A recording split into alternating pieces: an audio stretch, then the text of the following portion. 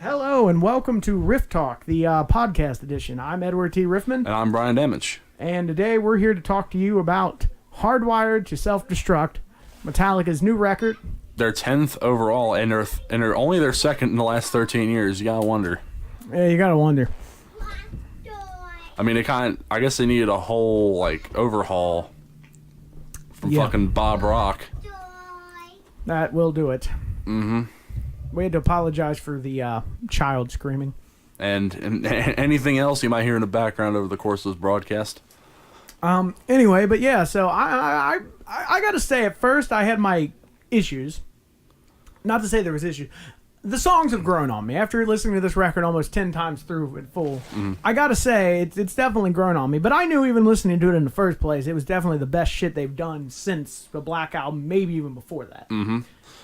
If you take it on a song-to-song basis. Yeah, pretty much.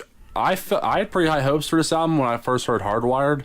However, when I heard Moth and the Flame, But then, yeah, I would have to say, a lot of these albums, or nice albums, a lot of songs on this album is pretty damn good. Yeah, to me, it's interesting you say it like that. To me, Moth and Flame, the song as a whole hasn't grown on me. But the riff. Oh, that's a fucking badass riff. Yeah. Definitely, yeah. That's all I can say to that is definitely the riff. Mm-hmm. But, yeah, I'd have to say my favorite song on there. I'd have to say that Sweet Revenge song. Yeah. Me listening to it maybe a second time, like on that video you showed me. Yeah. Well, what's interesting actually is I just listened to a version of that song out of the we did this on the show, but out of the what's it called? The What If It Was on a classic Metallica record, like where they speed it up and edit it and stuff. And they did a version of that song, and it just sounds straight up fucking actually past thrash metal, almost death metal, because it's like. But no, yeah, it's good shit. What do you think the weakest track? I'd have to say, I don't know, like Moth and the Flame is, but I'm kind of thinking because the more I was thinking of Now That We're Dead. Yeah, I don't know. To me, that's one of them, but actually I think it's called Confusion. It's not that, again, it's like the rest of these songs. It's not that it's necessarily a bad song. It's just that it blends in to the point where I don't remember anything about it. I don't know. I feel like I need to re-listen to the whole album because there are a lot of songs I've only listened to once, and there are several of them I've obviously the ones that I listened to prior to the album coming out, like Atlas Rise and all that, I've heard multiple times. But yeah, there's some songs on there I've only heard once. I think Confusion's one of them. So yeah. Let me think here. Things I can say nice. Things I can say nice, a badass album. Yeah, I mean it is. It's like better than Death by Neck, and Death by Neck was pretty good. So, at least in my view. Yeah, I think it was the best record I can think of for a while. Like I said, I don't want to say necessarily. Give me a second here. Words are flowing here, not wanting to come out. I want to say "And Justice for All" or "Injustice," whatever the hell it's actually called. And Justice. "And Justice for All." That is the pinnacle, and in my mind, for the last 10 years of listening to Metallica. I'd say pinnacle in some regards. I mean, I kind of like prog aspects of music in general, so it's I like what Metallica did with that album. I'd say that their peak was their first two albums. Well, true, but I mean, a lot of people say it's Master of Puppets, and I don't hate Master of Puppets. I like a lot of the songs off of it, but I liked "And Justice for All" because "And Justice for All" wasn't afraid to go heavier. Oh yeah. I mean, it was truly heavy, and I really like that, and that's what this record reminds me of. It reminds me of a mix of "And Justice for All" and Reload It, or Load and Reload It. I want to kind of prefer them as one It's record. almost actually I'd argue it's almost like the three eras of Metallica that anyone gives a shit about because Saint Anger. Fuck Saint Anger. I feel like Saint Anger is one of those albums that people who like music from that time period would like, but Metallica fans are like, no, fuck this. Yeah, very much so. That's what I was kind of thinking myself. Yeah, but regardless, the first three eras that really matter to any Metallica fan, it's they combined them into one and just made it an album. That's what this is. Yeah, to me, it definitely feels like a sequel to the '80s era in a way that look, some people are going to like the Black Album probably for reasons that are obvious. Like, they had hits on it. That was the first album they really got a lot of radio play on. There was like 4 fucking radio singles on it. And that's fine. For some people... If not more, I think there might have been 5. Okay, well, I just know off the top of my head, there's obviously Enter Sandman, Sad But True... Nothing Else Matters. Nothing Else Matters. And there was like... I think it might also have been Wherever I May Roam. Yeah, like there was a bunch of... Here's the thing about that record. And those... Actually, 3 of them songs right off the bat are the problem I have with that record. Mm-hmm. I mean, given Enter Sandman ain't too slow, and Sad But True is slow in a groovy way, and that's cool. I like, definitely got some like groove metal, and that's fine. But All That Remains and what was the other one? Fucking A.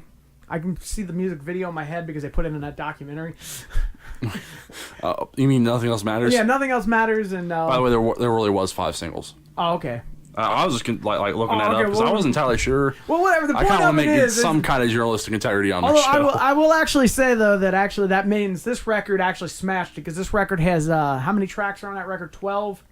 Every last one is on YouTube. Yeah, there was like with a video. Yeah, there's 12 singles. And there's only the joke is there's 13 singles and there's only 12 tracks on the record. They made a music video for one of the probably the ones tracks. one of the ones on side 3. If you got the money to spend $40 on a fucking deluxe record, thankfully we can hear it for free, or well, not free, but $10 a month. Yeah, but I mean, I'm listening. If it was just Metallica, I'd be like, fuck that shit. Yeah, I'm just gonna get the standard copy. Yeah. Whenever I feel like it. But anyway, so to clarify, though, where we're coming from, or at least where I'm coming from, I don't want to speak on behalf of my co-host here, but for where I'm coming from, I legitimately just feel like this is a good record. It's definitely grown on me. But to get it into the topic that's going to probably lead into one of our actual Rifftalk episodes, is it the best album of the year? Is it even the best thrash/hard rock metal album of the year? And the answer to that is no. But only because... I still feel Dystopia on a musical level destroys this record. I wouldn't say destroy. I would say it's a decisive victory on the. It goes through some very on the side of Dave Mustaine, Yeah, well, okay. Well, I'm just saying, like from my perspective, Dystopia. Like I was saying this to him the other day. Here was basically like this. Give me a quick second to think this thought out. Okay, I listened to Hardwire in the last 3 days more than I've probably listened to any other record in a very long time, period. Mm-hmm. But I put on Dystopia once, and it still feels like home. Mm-hmm. Like, and I guess, like I said... Although personally, it's been a while since I've actually listened to Dystopia, so... Well, I listened to it all the way through on Friday, right after I listened to Hardwire 1 or 2 times through, so... Honestly, yeah, I would say that, I kind of feel like the peaks, maybe some of the peaks in Hardwired are about equal to, if not, I mean, it might be like Clouded Memory, but like maybe even better than Dystopia. But I feel like Dystopia overall is a better album. Yeah, well, I mean, I don't know. I mean, it's for whatever it's worth. I mean, then like I listened to it once, kind of half-assed through Testaments. What is it? Brotherhood of the Snake. Brotherhood of the Snake. How would you say that compares to Dystopia and Hardwired? Hardwired, mostly because I kind of listened to these albums back to back the other day. I'd have to say that like I feel like Brotherhood of the Snake it's definitely heavier, definitely faster. Apparently according to Chuck Billy or Alex Skolnick or whoever was making a statement, he was saying it was some of the hardest stuff they ever made. See, I got vibes of that, but they didn't go heavy in a death metal sense. They kind of went heavy in a metalcore sense. That's what I was kind of picking up. I don't know. That might have been like the first. I kind of feel like there was like you could kind of divide an album in half. Where like the first half was like kind of like I was kind of thinking like what the hell is this? I wasn't even sure Chuck Billy was singer on it. Yeah, that's how like unsure I was about the album. But in the second half, it really did like pick up and it got like thrashy and all that and. Yeah. I enjoyed the last half at least. Probably need to listen to it again just to, cement that idea, but, Yeah, part of me is thinking, like I said, I only listened to it one time through just kind of in the background, like, like I said, just to listen to it because it's going to be up for a debate on our top 5. We turned out there's not even enough albums that we cared about this year to even do a top 10, so it's going to be a top 5. Yeah. Although I listened to that Gygax band. What about them? Basically, to describe them, 1975 stoner rock. Really? Yeah, like it's very You like. sure it's not like? It's very Deep Purple meets. It's very Deep Purple meets like maybe early Iron Maiden. I mean, like 80s. RPG metal. Yeah, I mean, yeah, it's called Gygax. Obviously named after Gary Gygax, and the album's called Critical Hits. Obviously, a joke on like when you roll a dice and get a 20. So. I'm waiting for the Call of Cthulhu metal band. Hey. Called Lovecraft. Actually, I'm sure that exists. The album's somewhere. called Sanity Roll. I don't know about the Sanity Roll part, but I guarantee you somewhere there is an H.P. Lovecraft metal band. There probably is. Oh, speaking of that, actually bringing it back to what we're trying to discuss. Almost like Metallica. Yeah, because they've done a lot of that. Like, I mean, Call of Cthulhu is... Dream No More? Yeah. Was the song? Yeah, what the fuck's up with him calling it... That song was badass, by the way. What's up with him calling it Cthulhu? Cthulhu. You can blame, oh god. I think it's Cliff Burton for that. I think he's the one who named that. Oh, okay. We'll call it Cthulhu. Well, I'm not speaking from, I mean, if for whatever reason James and Lars are listening to this and they hear me say that, maybe they can correct me and say, no, I named it this or whatever. Well, no, because he still pronounces it that way on Dream No More. He's like, Cthulhu instead of Cthulhu? Cthulhu is risen. Turn you to stone. Because he's dreaming no more. Wait, he doesn't pronounce the H? No, he says Cthulhu. He doesn't pronounce the C is what it is. Well, you don't even... Or I don't know how you say...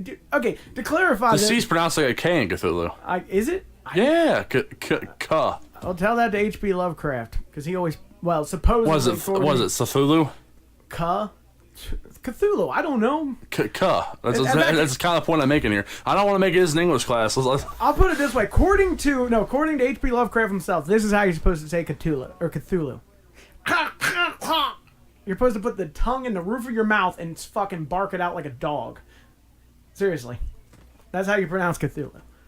It's meant to be an speakable My name. face isn't covered with zits, and I've gotten laid, so so I'm not necessarily the best expert on this. Yeah, okay. Well, anyway, but I'm not gonna bash because I actually Dream No More. Here's my thing with Dream No More. Since we're on that song, I love very recently have kind of almost reemerged, really reading like a bunch of Lovecraft shit. And I like Dream No More as a metal song. I feel like if you're going to do an actual Cthulhu song, it could easily be a 20-minute, like something rhyming the Ancient Mariner, but do it for fucking Cthulhu. Oh, yeah. But that's me. It's like one of those concepts that you actually could do it. I mean, people have made enough mythos about it. I mean, they make a whole RPG about it, and like all the monsters surrounded by it. And yeah, speaking of which, you wrote that story yet? Nah, it's fucking with you. Anyway, but yeah, no, because like Dream No More. I guess we got to talk about Murder One. Mm-hmm. The Man in Rest Black. in peace, Lemmy. Yeah, it's like the Man in Black live to win till you die. I'd have to say Murder One was a very fitting tribute to Lemmy. Yeah, like they didn't choose like with their Dio tribute, which was just like a mesh up of like 5 or 6 of his songs into like a little 8-minute song. I kind of feel like though, because that's on the record too on disc 3. I don't want to like criticize them for being. I don't want to criticize Metallica for being Metallica, but I feel like they should have made it a little bit faster, maybe a little bit more like shades of Motorhead-ish. I mean, well, I also appreciate that they didn't want to make it a Motorhead song. They want to make it like their song as tribute, not like a Motorhead song as tribute to itself. And the thing about that, if I'm being honest with you, it could either go either way with that. Well, the thing, if I'm being honest with you, when I think about that, I think they already had that riff in a song to that structure, and when Lemmy died, I think they just rewrote lyrics. Yeah, and that's fine. I mean, I appreciate, like I said, I mean, supposedly in the world of music, there is no bigger Motorhead fans than Metallica. Mm-hmm. I mean, their biggest inspiration between them and Iron Maiden, because oddly enough, they kind of sound like sped up Iron Maiden. Or actually, in some instances, it slowed down Iron Maiden. Like, I get that off Atlas Rise, that Atlas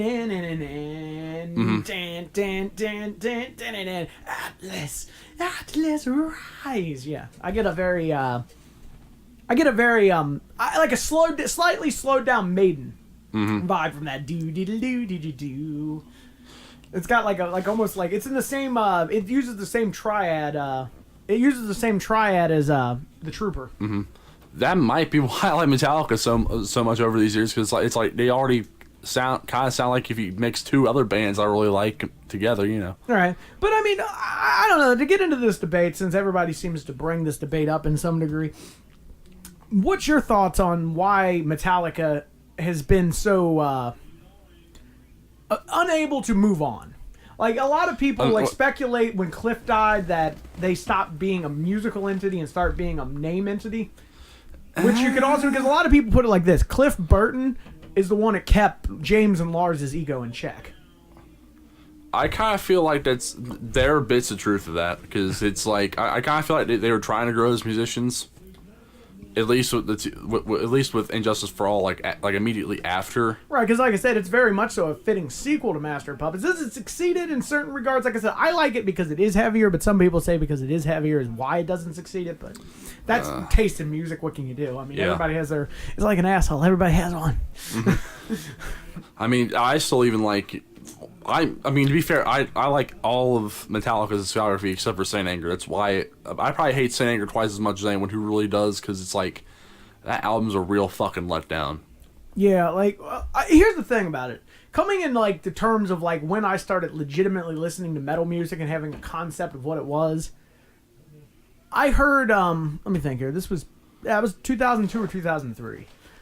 Oh, so if you listen to Saint Anger around then, that's pretty much when it came out. Yeah, that's what I'm thinking. Like, and I remember hearing that, and I had to have my father reassure me that that's not what Metallica's supposed to sound like. So, yeah, like, because he gave me a shit ton of music. He gave me like a hard drive that had like almost fucking 29 gigabytes of quote unquote Napster music on it. It's probably where he actually got it. Stolen. But anyway, in all seriousness, though, yeah. So I listened to a bunch of Priest, Maiden, Motorhead, Metallica, Megadeth. You know, some other bands that I didn't latch on too much. Like, you know, nothing wrong with Motley Crue, but it turned out they're not my cup of tea. I like their first album. I like. Actually, I don't mind their first two or three. Like, Shout of the Devil's not a bad record. Shout of the Devil's a pretty good album. I mean, yeah, there's the pinnacle of it is. I even like some stuff like Dr. Feelgood, but I mean, it doesn't.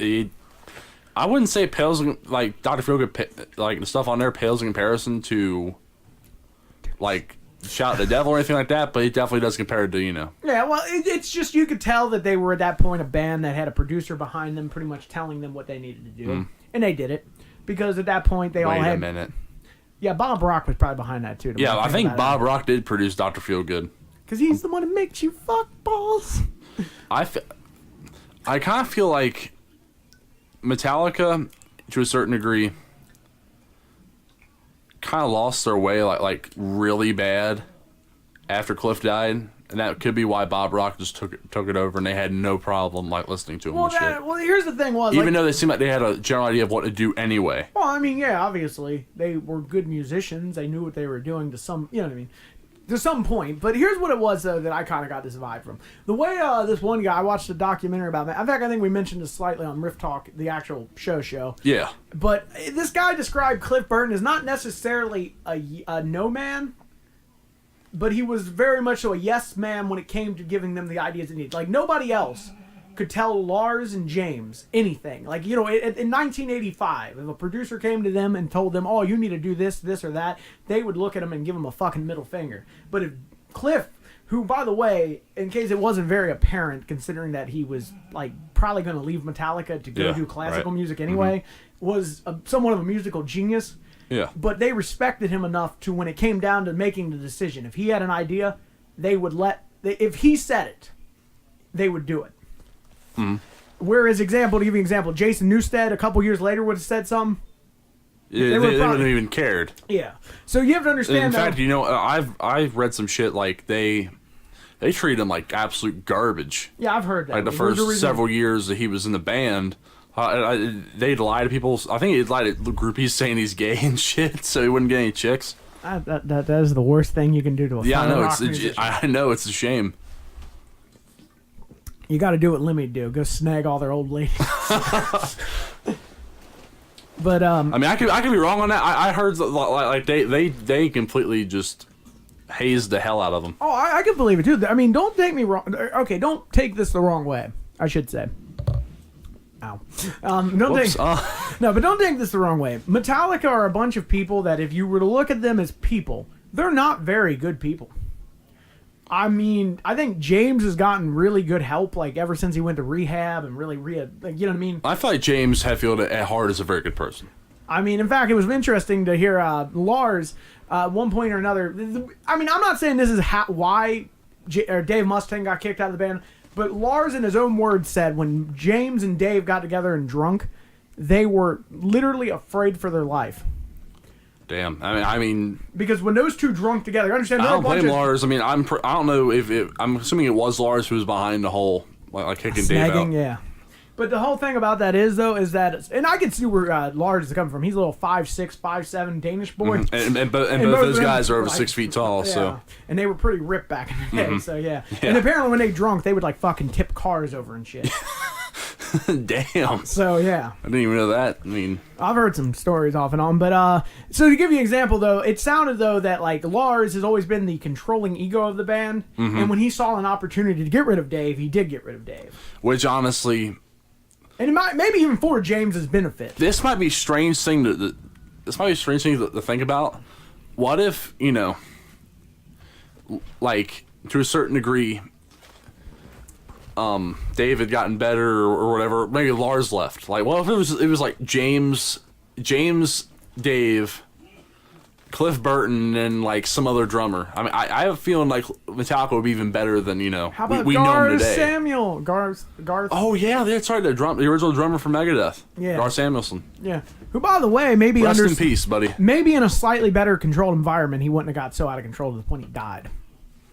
Just True. worth noting. But I actually read some. Did he die of like a heroin overdose or something? Yeah. Or was it coke? Or I don't even know it was an overdose. I think it's his liver, or no, it was his liver. It might have been his liver or his kidneys or something failed from too much drug abuse over the years.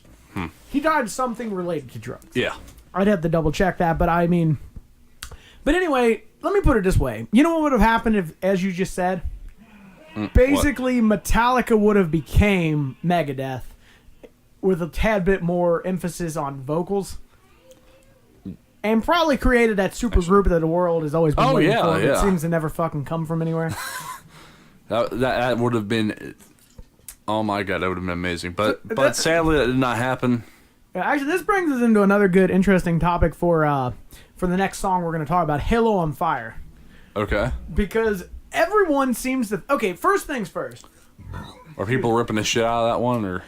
No, everyone kind of says the same thing. It sounds like a Megadeth song. Oh yeah, that's right. It sounds like Head Crusher. Yeah, or like in concept. Yeah, not like not riff musically for riff, or anything. But there is the song. If you watch the music video for, is about a chick who's an MMA fighter and she's like fighting like what do you call that, like street fights. Yeah. I don't know what you want to call it. Fight Club. Fight Club kind of. Yeah. One, you can't talk about Fight Club anyway. But yeah, that's pretty much actually what That's what Head Crushers is about. It's about an underground fighting ring. Yeah. And the music video is shot for shot, just slightly different. Like, for some reason... And I feel like it had no narrative. These music videos, as cool as I do think the record is, only 2 of these music videos stick out to me as being worthwhile music videos. Because I think that... Is it like the murder one and the revenge one with the... Yeah, because they're both animated. With the hyena and all those other animals. Yeah, and how he ended up in prison, which is a very bizarre metaphor. Yeah, really. Because he has a bunch of lines in there about... burden of proof, and it's like I think the whole thing is a metaphor for instead of killing somebody for killing your family, you send them to prison, and that's the true sweet revenge. But you can get into philosophy of this shit all over. Anyway, but Halo on Fire has a music video where it's basically this girl, and she's like, you see her and she's like wakes up, she's in her underwear, she walks into the mirror and she's all beat up and shit, and you don't know where it's going, and then you see this like the band playing with a bunch of people like circled around them, which is bizarre because everybody in the audience knows the lyrics to a song that up until I first watched the music video didn't even know. So I thought it was a little weird. I guess could the song be a metaphor for like a chick that was like physically abused by a boyfriend or something? Maybe. And maybe is like, you know. Well, anyway, my point is inspired her to like kick ass and like an octagon. I don't know. I literally I don't know. I have no fucking clue, because then at the very end, this is where I'm saying the narrative falls apart. At the very end, you see the chick get punched right in the face by this big bulking like 12-foot tall black guy, falls onto the ground, and then you'd think. And she looks dead, in my opinion. Don't know what's going on with that. And then... all the racists singing, "Bragger, I get killed by a gorilla." Yeah. But no, it's serious. And then it starts fast forward... racist assholes. We don't endorse that. We don't endorse fringe opinions from whoever, right? Yeah, those people. But to clarify, I guess what I was getting at here is, basically though, then it starts rewinding, and then all of a sudden, where she was fighting, the band shows up playing the song, and I never get closure on the narrative. Did she die? Was it a dream? Was the because somebody had pointed out all these songs like "Am I Savage" and shit are all just this like classic Metallica trope about talking about the bad side of humanity, only to reveal that it's actually James. So just like really, James Hetfield is. But whatever. Are you talking about like he's the one who plays the bad guy? Yeah. Like vocally, like he's singing as himself, right, and telling the narrative. I don't okay, know. now I'm okay, like example on "Am I Savage"? Here's a line where he says, "It's like, Father, I don't know you anymore," and the song was written about him with his alcohol problem and that he was running with away. his dad and and all that stuff. Possibly with his own children when Yeah, because that was what I was getting at earlier. I feel like James has become a better person. But Lars, also, let's talk about Lars Ulrich. I watched the live stream that they did of their concert for as they call it, the birth of Hardwired. Mm-hmm. They do a 2.5-hour concert. Free. You can watch it right now on YouTube, actually. And here's what bugs me. Besides the fact that Lars can't do double bass, and even on these new songs where there's double bass, he just does a D beat. Yeah, really just, what the hell? But, well, hey, I'd rather have something that he can only do in studio than nothing at all. Don't get me wrong, it still sounds awesome live. It's just you don't. Oh, I'm sure it is. Like in the back of my stereo, because I'll also give this album credit. Greatest fucking mixed record I've ever heard. Mm-hmm. My God, you turn it all the way up on your stereo. Even like I have a Corolla and it's just like basic factory stereo. Turned all the way up. Sounds amazing. Doesn't clip once. Damn. Even on max volume, and it just. I'm sure. I'm sure like the opposite's true with Death Magnetic. I mean, the whole damn thing was so compressed. Yeah, well, that was a lot to do with people not knowing how to really handle digital technology. Yeah, I mean, that was kind of like in the frontier of that. Yeah, it was 08. Yeah, also even 07 when they recorded that. Yeah, I mean modern digital. Like, it's funny, we were watching that Year in the Life of Metallica, and they're like, thank God for digital, and it's like, Jesus, that was 1990 something. Yeah, seriously. But yeah, to clarify what I'm getting at with that, though, is that it sounds great, and you could feel the double bass just fucking pounding your head in on certain songs. And then watching it live, you could tell that it wasn't there, and that's fine. But what I want to talk about with Lars, why does he look like a homeless man? Like, here's the thing about him. I don't know that. I guess that's the appearance he's looking for, but I know what you mean, because I saw those videos. Yeah, he's legitimately. He has that big ass beard. Yeah, like all white. He was wearing a white gray beard, and he's wearing a cap, and he's wearing a fucking ripped up jacket and shit. He looks like a. I didn't notice that part. Like I noticed like everything about his face and head, and he had a beanie on, and yeah. Well, I think he takes it off before they start playing the songs, but when he comes out, he's got this like fucking like oversized jacket. He looks like a fucking homeless guy who's walking down the street. Maybe he just wants to be ironic. Maybe he's one of those hipster guys. I mean, it's kind of weird, like hearing that seeing that from a 53 or 4-year-old man. Right. Not very. Well, you know what really weirds me out with all of them? Obviously, they're all showing their age more than they should, which is kind of weird. I wouldn't say that necessarily. I don't know about Lars, but I wouldn't say that with like Kirk and James. I mean, Kirk's hair is gray. They all have gray. They have white and gray hair. I mean, I don't know. To me, it's like big fucking deal. I mean, yeah, that happens. I mean, it could happen a lot earlier too, but. I guess what I'm getting at with this, though, more specifically, though, Kirk Hammett, let's just declare this right here. I think he's gay. Like, I think he's secretly a fucking homosexual. He just doesn't act straight. He doesn't. Watching him play, like in that concert, he's got fucking painted lips, he's got painted nails, wears lipstick. I mean, it's just, he never acts straight. Huh. Like, ever. That's interesting to note because, I mean... You can tell he has, like, fucking pink lip gloss on. He does? Really? Yeah, look really close. It's shit's fucking filmed in 4K. You can fucking see it like he's sitting in your fucking television. That's strange. Yeah, he's got, like... And he's got, like... I mean, I'm not going to say he just didn't have some kind of lip balm or something, but it looks weird because it makes his lips look pink. I don't think regular chapstick will give you a... appearance of gloss. And then he's got fucking purple. Well, give fairness, he's got one hand's black, the other hand's like a dark purple with skulls on it. I mean, in fairness, that's nothing like completely normal in metal music. Look at all these like metalcore guys with like painted black nails. I mean, hell, that's even somewhat in death metal too. Mm-hmm. I mean, it's what it is, but I'm just saying something I would never do because I didn't know this until watching that stream thing. They were celebrating his birthday. Hardwire came out on Kirk Hammett's 54th birthday, I believe. Huh. 54th or 53rd. They didn't really say. I'm just assuming it was his 54th. Because I think he was born in 63. I think so too. Or I guess that means he actually was 53. Okay, so it was 53rd birthday. Okay. Well, anyway, to clarify. Hold on. Okay, sorry.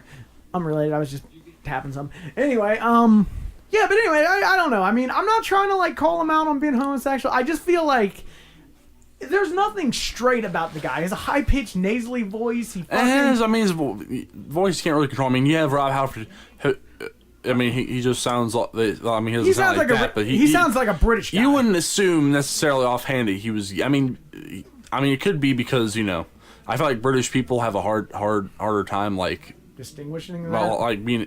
Like, you randomly can't... Like, I couldn't go to... Like, based off Rob Halford's voice... or Milo Yiannopoulos' voice and be like, hey, oh, that guy's gay. Like, I wouldn't think that. But, like, you know, over in America, because our accent's so diminished, like any little thing will just, you know, give that away to a certain degree. Right. Well, no, I don't know. Right, okay, well, I don't know. But the thing with Kirk Hammett is just, like, I notice he has the lipstick, he's got the painted nails. He doesn't even, like, actually, until the very last part, he's like, if you notice, but this is not maybe just Kurt. Everyone in Metallica dresses like they're fucking except Lars in this one case, because he literally looked like a straight up homeless person. But, like, you'll notice James and Kurt and the bass player, Robert Trujillo. Yeah, Trujillo in the video, he's got a backwards baseball cap on and he's wearing fucking shorts. But he always does. Yeah, but that's he looks like a straight up ever fucking, since. He looks like a straight up like wigger or something. I mean, like, he looks like he's supposed to be playing actually, baseball. you know, it reminds me of like Phil Campbell with Motorhead. How you said, like, for the longest time, he used to wear didn't fit. Yeah, well, whatever. That's here and there. But I don't really. Kurt Hammett was wearing like a fucking like sweater vest when he started playing the show. He's wearing a sweater vest and he's wearing like khaki pants. And then by the end of it, in fairness, he takes off all that shit and he's just wearing like one of those black tank tops. But it's just, to a certain degree, it's almost like I don't even care. I don't care either. It's just like, honestly, like, I'm pretty sure he has a wife and kids, but I mean, it's all coming together. Is all I gotta say. On the conspiracy theory side, even if he is gay, I could give zero fucks. Oh, I mean, no. It's like, to me, it's like, despite being, what is it? Despite being one of Joe Satriani's, like, oh yeah, one of his students, quote unquote failed students, like he feels like Joe Satriani feels like that Kirk Hammett really, like, failed him to a certain degree. Yeah, well, despite that, he's still one of the most badass guitarists out there, in my opinion. Yeah, well, no, I mean, it's funny because watching the show, I think this is the first actual Metallica concert I watched that was in the 2000s. I don't tend to watch them. If I watch Metallica, I want to watch 1980 Metallica. But watching this, since it was, like I said, it was free on the internet on Metallica's not Facebook, YouTube page. You can watch it now if you want. But that being said, well, actually, I think you can watch it until Friday because it's on 7. Or it's on for 7. It's streamed for 7 days. Also, I think the pizza's here. There's pizza, but nobody out there can eat it because obviously this is digital. What? Eddie ordered a pizza. Well, I already had a... Well, let's not get off topic here. Anyway, yeah, okay. Well, nobody said he ordered it for you. Maybe you did. Anyway. Motherfucker. Anyway, so anyway, but yeah, like I said, I just, like, don't understand for these, like, and I realize that they don't even consider themselves metal or rock or anything anymore. I really come to that conclusion. They don't even consider themselves that anymore, and that's fine. They dress like, okay, the funny thing is, Lars is all over the place. At one point, he had fucking bleach blonde hair and fucking, like, spiked. I remember back in the 90s when I looked this up on Wikipedia, like, reading about Load and Reload and how James Hetfield hated some of the directions that Kirk and Lars were actually going in with these albums. Like, he hated the whole concept of the album art. He hated those paintings so much, and he swore, like, between them being apparently being artsy and shit and going to all these studios and looking at all these art pieces and how they were dressing and how they were making themselves appear. He thought they were trying to be gay. Yeah, I could see that too, though, in all honesty. But it's just something weird because actually I did notice James Hetfield was the last one to cut his hair. He did that weird sideburn thing, but he still had the hair long. He, like, did that thing where he cut the side of his hair but kept the actual length. Because it wasn't until 1997 when James actually cut his hair. Everybody else had already had it cut. Noting that here. Actually, I didn't even. I don't know if I can. Like, okay, I own Load. The back of it and all the art in it, it shows James with a short haircut. Like, he might have still been last, but it definitely was cut by 96. Or maybe it wasn't. I don't know. If you look up James Hetfield, 1996. Because I remember looking this up earlier for... I'm in the same debate with my dad, actually. Yeah, actually, shit, maybe it was 96. Okay, maybe it was 95, I'm remembering. Yeah, this is what I'm thinking of, yeah, because he still had, like... Somewhere in between the point of it, yeah. You guys out there can't see that, obviously, but anyway, yeah. He had a mullet, so it's almost like...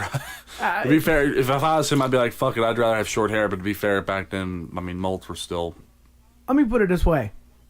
As long as a human being has hair, if it can be long, it should be long. If it's not, put your fucking bullet in your head. If you, like... Okay, rephrase that. Okay, in the real society of the world, I'm not preferring to real society. I'm preferring to the world of being a multi-millionaire that can do anything he wants and not have to worry about his appearance. Mm-hmm. If you're a rock artist and you can have your hair long... Because let me put it this way. Going the way that James and Lars are both basically bald, but just getting pretty close to being completely bald at this point, I bet you they fucking regret that decision. I can't speak for Lars because he seems to wear a lot of hats and shit. Oh, he's straight up fucking bald in the back. I watched the making of Hardwire and shit. They show the back of it. He's got one of those fucking dome head. Ow, I keep doing that. He's got a fucking dome head. Like, where it's like, you know what I mean? Hair all the way around, but makes a circle in the middle. Completely bald. And it was probably all that bleach blonde fucking gay-ass hair product you put in your fucking hair. I don't know. Seriously, you know what I'm talking about. It, like, during the era of the Saint Anger era, he had fucking bleach blonde hair. I know what you mean. Like, I know what you're referencing, but I don't know if necessarily those products will make you go bald. I don't know. I feel like cutting their hair would do that more than, chemicals. Whatever happened, I'm just saying, I bet you they... But watching that concert, though, James is starting to, like, his hair is really receding back. I mean, he's not balding like in the same... I mean, honestly, almost with the whole Kirk Hammett gay thing, like, I give two fucks if, Oh, I don't care if he's gay. It's all starting to come together. I'm not referring to that. I'm only using that as, like a reference. It's like, I don't even care, like, how they look or whatever. It's how they play. And that's how I feel like with this album. It's, like, to a certain degree, it's how they play is a lot better. Is like, it's continuously improving. And they're like combining all kinds of shit, and they're still making it good. Like, right. I don't know. No, yeah, I'll give you that. Like, I mean, like I said at the very beginning of this, best record they've done since probably before the Black record. That is a long time. I mean, well, think about it. Like, you think about it. Like, I was thinking this earlier. They're 53, 54, roughly medium age between all of them. Mm-hmm. Something close to that. And they've been doing this since they were younger than I am. Yeah. So, I mean, that's a long fucking time to fucking be doing music. Actually, shit, when you think about it, I think Injustice for All was already out when there's no when James Hetfield turned 25. So yeah, I mean that's what I'm saying. He was my age right now then when he in 1988. Yeah, pretty much most of their great output was already made. Yeah. I mean, don't get me wrong. I'm not trying... Look, this is the question that will always be asked, and I wish I had the answer, because I really would love to know myself. What happened to Metallica? I don't know if it's because they became a bunch of greedy sellouts. I don't know if it's because they lost... I wouldn't say they necessarily sold out. I wasn't done. I don't know. I'm just saying, I don't know if that's the why. I don't know if it was... Like I said, I don't know if it was when losing their friend, it just made them not care about the music because they didn't really want to carry on without them. I don't know if it was just that they needed Cliff and they needed Dave and they needed all these other people around them to create the music. Or maybe it's the fact that they legitimately got to the age where they're realizing they're almost 30 years old. They've made all these great records and they thought, fuck it. Might as well make a shit ton of money. Mm-hmm. I can't even blame them 100% on that part. I just wish the music didn't have to suffer with it. I'd argue it didn't really suffer until Saint Anger because they pretty much just jumped on the wrong ship. I mean, it could just be like, they were playing Rush from the Left for 10 years, and then they did fire the chamber with the bullet in it, Well, I mean, you could put... I guess you could look at it like that, but I don't know. Let me put it this way. I can tell you the decisions made on even the Black record, if Cliff Burton was alive, would have never been made. I can tell you that much right there. I kind of feel like he would have been like, "Fuck you, Bob Rock," and just walked out the door. Yeah, I feel like. Well, in fairness, I've always heard that he was on the verge of quitting anyway, so that might have been. Yeah, he could have been like, "Fuck all you guys, I'm gonna do my own band." But well, I think he wanted to leave. He wanted to go study classical music. Oh, really? Yeah. It's kind of what I always heard. It like I'm not saying he would have left Metallica, but he wanted to like start studying that. And a lot of people speculate he would have outgrown Metallica. But a lot of my thoughts is that he might have actually. He would have grown with Metallica, and Metallica would have grown with him. And yeah, that could have happened too. I mean, but you know, at the very least, And Justice for All would be a lot more. I'm not going to criticize And Justice for All because I'm not either. I'm.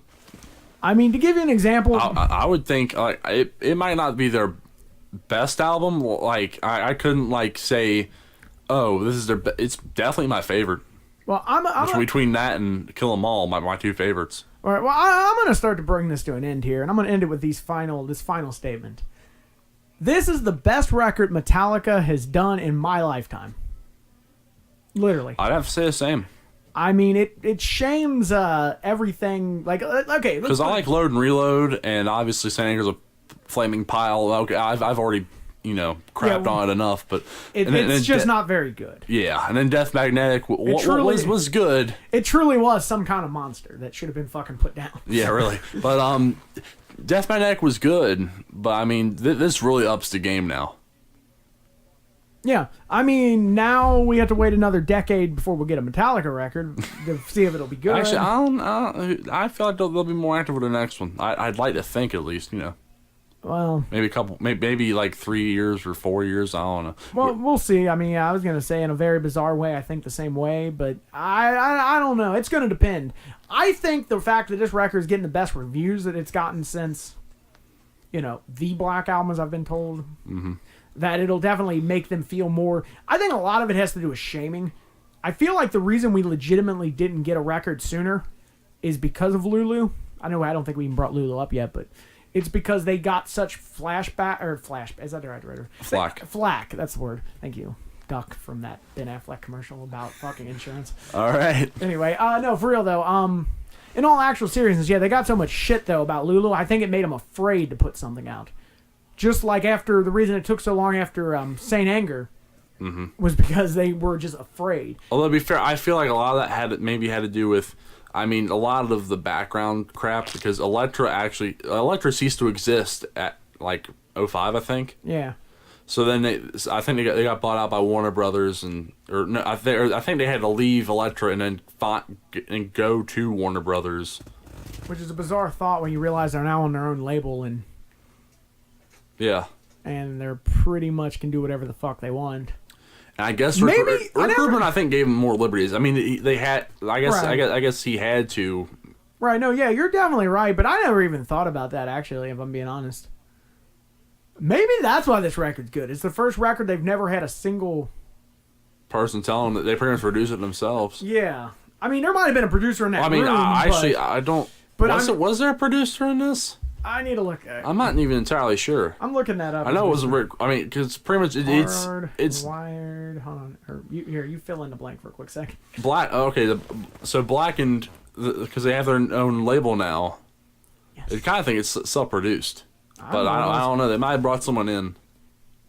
Produced by James Hetfield and Lawler Ulrich. All right, there you go. They produce it themselves. Which in a really bizarre way, I never thought about it, but that might be the. That might legitimately be the determining factor. I never thought about that before, in all honesty. You know what I'm saying? Oh, yeah. Like, I never actually thought about it, that this is the first record. They didn't have a producer. It was the first record. Also, like I was telling you earlier, you know why I know this record's going to do very successful? And I think the first 4 albums that they made, they co-produced it with some Danish guy. Or Danish. Was he Danish? Yeah. Yeah. I forget his name. Sweden.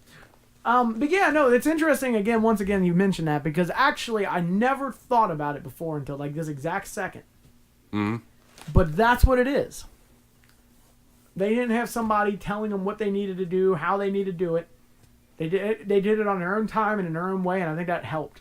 But I was also going to say, and it also just, like, again, legitimately just half-assed dawned on me, that I feel like...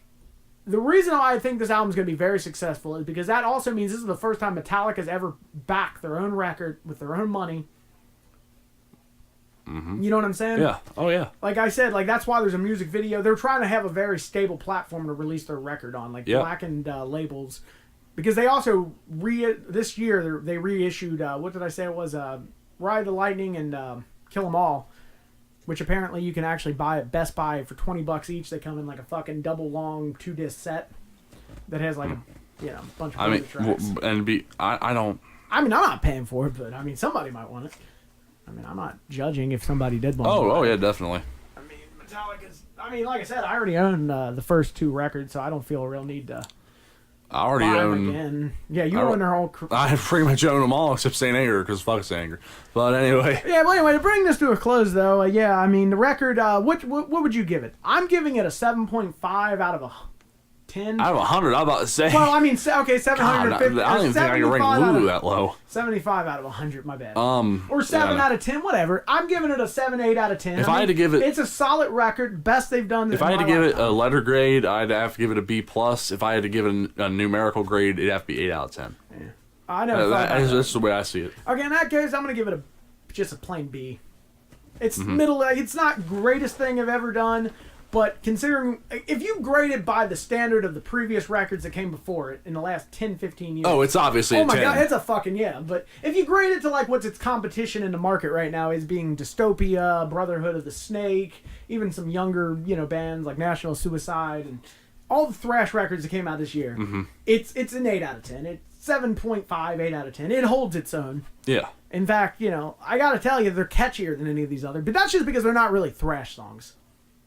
Yeah, a lot of them, it's almost like standard metal songs with some thrash elements. Yeah, so Metallica really never shook that, or at least they've kind of regained that over the last couple albums between this and Death Magnetic, Right. So on that note, I've been Edward D. Riffman. And I'm Brian Damage. And this has been the Rifftalk podcast, which honestly, as comfortable it is to sit here and just talk, this might be the new format of the show. Who knows? But, if you haven't bought the album, buy it. I mean, I know I am. And as I say on every episode, if you really want to support this show, $100 bills and a fucking unsealed envelope. I never heard you say that, but I say it at the end of every episode. Send us fucking money and an unfucking labeled. Or not drug cartel. I mean, come on. Yeah, okay. Anyway, I enjoy your night. Thanks. All right. Rock.